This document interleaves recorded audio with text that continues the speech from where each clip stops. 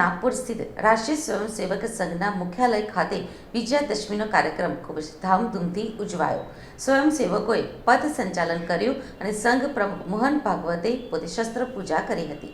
મહારાષ્ટ્રના નાગપુર સ્થિત રાષ્ટ્રીય સ્વયંસેવક સંઘના મુખ્યાલય ખાતે વિજયાદશમીનો કાર્યક્રમ ખૂબ જ ધામધૂમથી ઉજવાઈ રહ્યો છે। આ અવસરે સ્વયંસેવકોને પથ સંચાલન કર્યું। સંઘ પ્રમુખ મોહન ભાગવતે પોતે શસ્ત્ર પૂજા કરી હતી। વિજયાદશમીના અવસરે તેમણે સ્વયંસેવકોને સંબોધન પણ કર્યું। તેમણે પોતાના સંબોધનમાં દુનિયાભરના હિન્દુઓને એકજૂથ થવાની અપીલ કરી છે।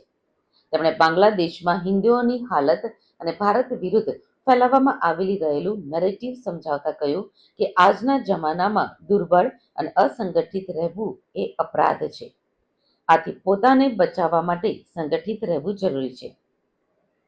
રાષ્ટ્રીય સ્વયંસેવક એટલે કે સંઘના વડા મોહન ભાગવતે સંઘની વિજયાદશમી રેલીમાં હિન્દુઓ વિશે મોટી વાત કહી। તેમણે કહ્યું કે હિન્દુઓએ સંગઠિત અને મજબૂત રહેવું જોઈએ। નબળા હોવું એ ગુનો છે। સમાજમાં વિવાદ અને સંઘર્ષ ન હોવો જોઈએ। આપણો દેશ આગળ વધી રહ્યો છે। વિશ્વમાં ભારતની પ્રતિષ્ઠા ઊભી થઈ છે।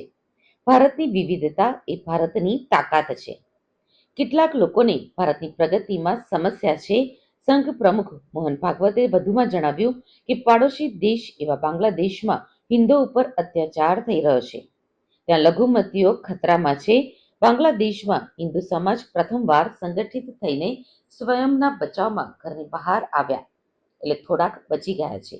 અસંગઠિત રહેવું અને નબળા રહેવું એ દુષ્ટોને અત્યાચારોને આમંત્રણ આપવા જેવું છે। આ વાત વિશ્વભરમાં હિન્દુ સમાજે સમજવી જોઈએ। હિન્દુઓએ એક થઈને રહેવું ખૂબ જ જરૂરી છે। એ દરમિયાન મોહન ભાગવતે કોલકાતાની આરજી કાર હોસ્પિટલની ઘટના, બાંગ્લાદેશમાં હિન્દુઓ ઉપર હુમલો અને ઇઝરાયલ હમાસ યુદ્ધ જેવા ઘણા વિષયો ઉપર વાત કરી હતી અને કહ્યું કે આરજી કારની ઘટના ગુના અને રાજકારણના મિશ્રણના કારણે બની છે। નબળા અને અવ્યવસ્થિત રહેવું એ ગુનો છે। બાંગ્લાદેશને કોણ ગેરમાર્ગે દોરી રહ્યું છે તે બધા જ જાણે છે। આપણે આ સંકેત મળ્યો છે। ગણેશ વિસર્જન વખતે પથ્થરમારો કરવામાં આવ્યો હતો।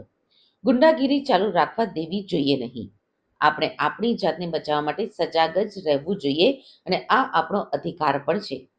વિશ્વભરના હિન્દુઓને ભારત સરકાર તરફથી મદદ મળવી જ જોઈએ।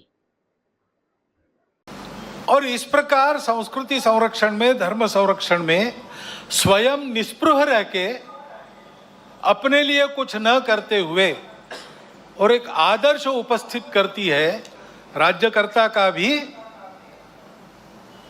और भारतीय नारी के कर्तृत्व का एक फिर प्रतीक ऐसा उनके जीवन के निमित्त हमारे सामने खड़ा होता है, उनका हम स्मरण करते हैं।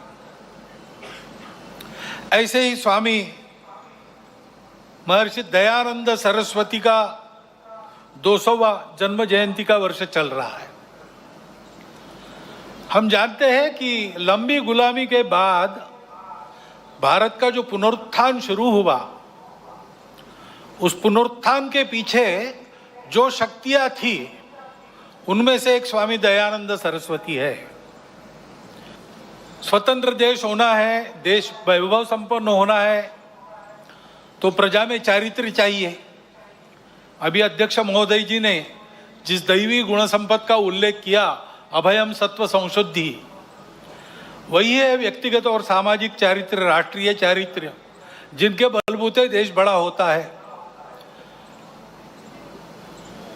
पाबना में, आज के बांग्लादेश में, उस समय के पूर्व बंगाल में जन्मे श्री श्री अनुकूल चंद्र ठाकुर होम्योपैथी के डॉक्टर थे, आध्यात्मिक साधक थे। उनके माता से ही उनको दीक्षा मिली थी, तो उनके व्यक्तित्व से आकर्षित होकर लोग उनको आकर मिलते थे, अपनी व्यक्तिगत कठिनाइयां बताते थे, उनके हल पर उनसे चर्चा होती थी।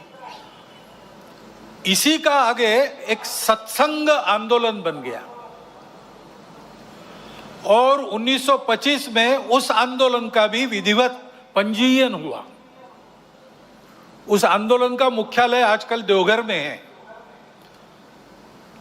उनकी भी शताब्दी इस वर्ष 2025 में चलेगी। और हम जानते हैं भगवान बिरसा मुंडा के जन्म के 150 वर्ष हो गए। विदेशी वर्चस्व के विरुद्ध, शोषण के विरुद्ध वनवासी समाज में, आदिवासी समाज में बहुत जागृति जिन्होंने की, केवल भाषण देकर नहीं, अपने जीवन को यज्ञ में अर्पण कर दिया और ऐसा उपदेश दिया और ऐसा आचरण हमारे सामने रखा कि हमारे जनजातीय बंधुओं के अस्मिता को, अस्तित्व को स्वतंत्र भारत में सशक्त होकर अपने योगदान करने को एक पुष्ट वैचारिक और व्यावहारिक आधार उसके कारण प्राप्त हुआ। उनका भी 150वां जन्म जयंती का वर्ष चल रहा। संघर्ष का कर्तव्य उपस्थित हुआ तो पूरे जोर से संघर्ष किया। उसमें आवश्यक जो कठोरता आवश्यक है, उस कठोरता का भी वर्ण किया। लेकिन ऐसा होने के बाद भी वो किसी के द्वेष्टा नहीं बने। उन्होंने अपने मन में किसी के प्रति कोई शत्रुता नहीं रखी। सबके प्रति निर्वैर भाव से अपना कर्तव्य वो करते थे। और इसलिए उज्ज्वलशील संपन्न उनका यह जीवन सज्जनों के लिए आधार बना, दुर्जनों को उनके कर्तृत्व की धाक बनी। इस प्रकार की समाज में शक्ति जब खड़ी हो जाती है, तब फिर समाज का उत्थान होता है, देश का उत्थान होता है। बाकी सब सहायक बनता है।